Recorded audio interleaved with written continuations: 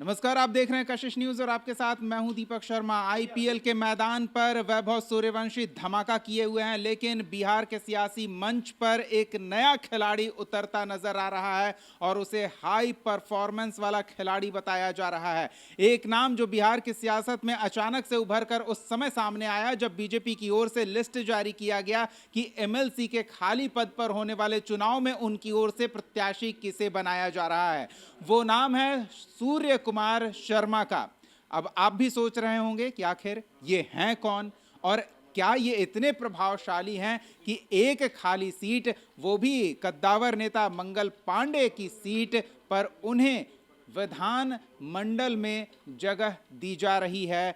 ऐसा क्या काम उन्होंने किया है, क्या उनका बीजेपी से जुड़ाव रहा है, कितना वो संगठन के लिए और बिहार की सियासत के लिए महत्व रखते हैं। हमारे साथ हमारे मुख्य संवाददाता संजय जुड़े हुए हैं, इनसे जानते हैं। सूर्य कुमार शर्मा, ये नाम बिहार की सियासत में अचानक सुर्खियों में आया है, वो भी तब जब बीजेपी ने एक सीट पर बिहार में होने वाले एमएलसी चुनाव के लिए अपना लिस्ट जारी किया, उसमें नाम है सूर्य कुमार शर्मा का। आखिर हैं कौन ये?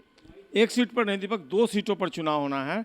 एक तो बक्सर भोजपुर विधान परिषद की सीट है और राधाचरण यादव जो विधायक थे जेडीयू के, वो जब चुने गए तो वो पद जो है वो सीट खाली हो गई थी, तो वहाँ के लिए भी चुनाव होना है। और मंगल पांडे जो सीवान से इस बार विधायक चुने गए हैं, तो उनकी जो खाली सीट थी उनके लिए भी अब चुनाव होना है। तो दो सीटों पर चुनाव होना है और आगे के चरण में आपको जैसा कि पता है 12 सीटों पर भी चुनाव होना है।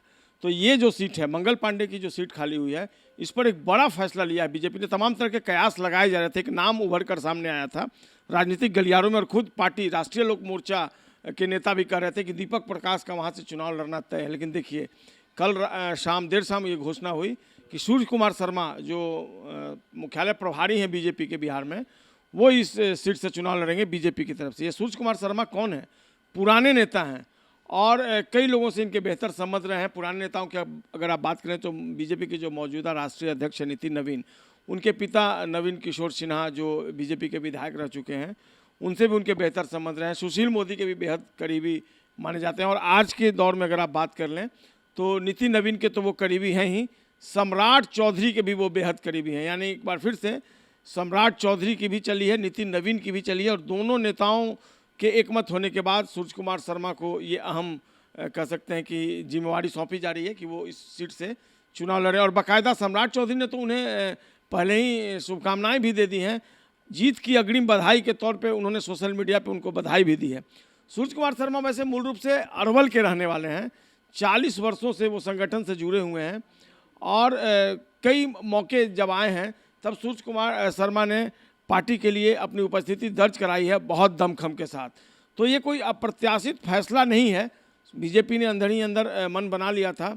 अब रही बात दीपक प्रकाश की कि दीपक प्रकाश का क्या होगा। दीपक प्रकाश उपेंद्र कुशवाहा के बेटे हैं, कैबिनेट में वो मंत्री रहे थे और ये कहा जा रहा था कि कहीं ना कहीं राष्ट्रीय लोक मोर्चा और बीजेपी के बीच पैचअप हो चुका है कि दीपक प्रकाश जो है मंगल पांडे की जो खाली सीट है विधान परिषद की, वहाँ से चुनाव लड़ेंगे।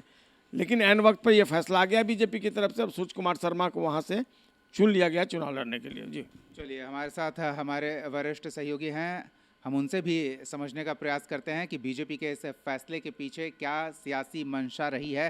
क्योंकि जैसा अभी संजय जी ने बताया कि दीपक प्रकाश की चर्चा थी कि उपेंद्र कुशवाहा ने उन्हें मंत्री बनवा दिया, लेकिन वो पिछले सरकार में थे, अब सरकार नए स्वरूप में फिर से आकार ले रही है और इसमें दीपक प्रकाश की क्या भूमिका होगी। जिस सीट पर उनकी नज़र थी वो सीट सूर्य शर्मा को दे दी गई है, क्या चल रहा है ये? देखिए, आने वाले दिनों में विधान परिषद की कई सीटें खाली हो रही है, उसके लिए भी चुनाव होना है, तो दीपक प्रकाश को वहाँ भी एडजस्ट किया जा सकता है। और जिस तरीके से वो बिना किसी सदन के सदस्य रहे पिछली सरकार में मंत्री थे, तो वैसा भी संभव है। और जब कैबिनेट का एक्सपेंशन होगा तो उसमें उनको मंत्री परिषद में जगह दी जाए और फिर किसी सीट से चुनाव लड़ाया जाए। इनके बारे में, सूर्य कुमार शर्मा के बारे में कुछ और डिटेल देना चाहते हैं। क्योंकि बिहार में जाति का समीकरण बेहद मायने रखता है, तो किस जाति से वो ताल्लुक़ रखते हैं ये भी बताना ज़रूरी होगा। भूमिहार समाज से आते हैं और एबीवीपी से जुड़े हुए हैं। आरएसएस से इनका कोई ये खास तौर पर नाता नहीं है, लेकिन अखिल भारतीय विद्यार्थी परिषद के समय से ही बीजेपी में जुड़े रहे हैं और 40 साल से रहना और एक कर्मठ ईमानदार छवि इनकी रही है। तो ये चीज़ें गई है उनके पक्ष में। इसके अलावा सूर्य कुमार शर्मा के बारे में कहा जाता है, जैसा कि संजय जी ने बताया कि सम्राट चौधरी ने ही उनको मुख्यालय प्रभारी बनाया था, जो कि दिलीप जायसवाल के समय में भी जब प्रदेश अध्यक्ष दिलीप जायसवाल बने थे तो वो कंटिन्यू रहे थे। और किसी न किसी को उस सीट से भेजना था। दीपर प्रकाश के नाम की चर्चा ज़रूर थी, लेकिन कहा जाता है हमेशा से कि बीजेपी सरप्राइज करती रही है और एक जो कोर कार्यकर्ता है उसको यहाँ पर बिठाया गया है। तो ये इन्फॉर्मेशन है और दीपक प्रकाश के बारे में ये कह सकते हैं, मान सकते हैं कि आने वाले दिनों में उनको एडजस्ट किया जाएगा। चलिए, लेकिन ये सूर्य कुमार शर्मा, क्या जो थोड़ी नाराज़गी समाज में उभर रही थी नए सरकार के स्वरूप गठन के दौरान, कुछ उम्मीदें थी समाज की, वो उम्मीदें पूरी ना होता देख ये क्या कह सकते हैं डैमेज कंट्रोल? बिल्कुल, इस नज़रिए से भी इसको देखा जा सकता है। चूँकि कई तरह की बातें विपक्ष के द्वारा उठाई जा रही थी, खासतौर पर विजय सिन्हा और सम्राट चौधरी के रिश्तों को लेकर के, और विजय सिन्हा के बारे में क्या भूमिका होगी इसको लेकर भी कयासों का बाजार गर्म है। तो उसी समाज से किसी एक को तो फिलहाल बिठा दिया गया है।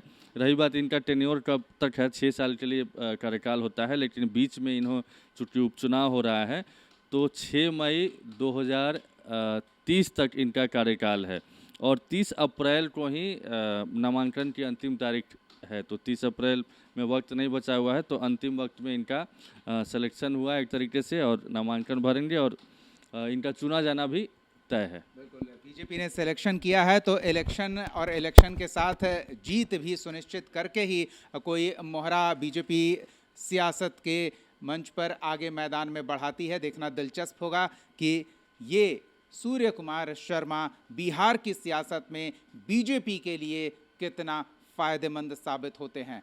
फिलहाल इतना ही। आप अपनी राय कमेंट सेक्शन में ज़रूर हमारे साथ साझा करें और ताज़ा तरीन खबरों से जुड़े रहने के लिए और खबरों के पीछे किस तरह की हलचल है उसे समझने के लिए कशिश न्यूज़ को फॉलो करें, सब्सक्राइब करें। बहुत बहुत धन्यवाद जुड़ने के लिए। नमस्कार।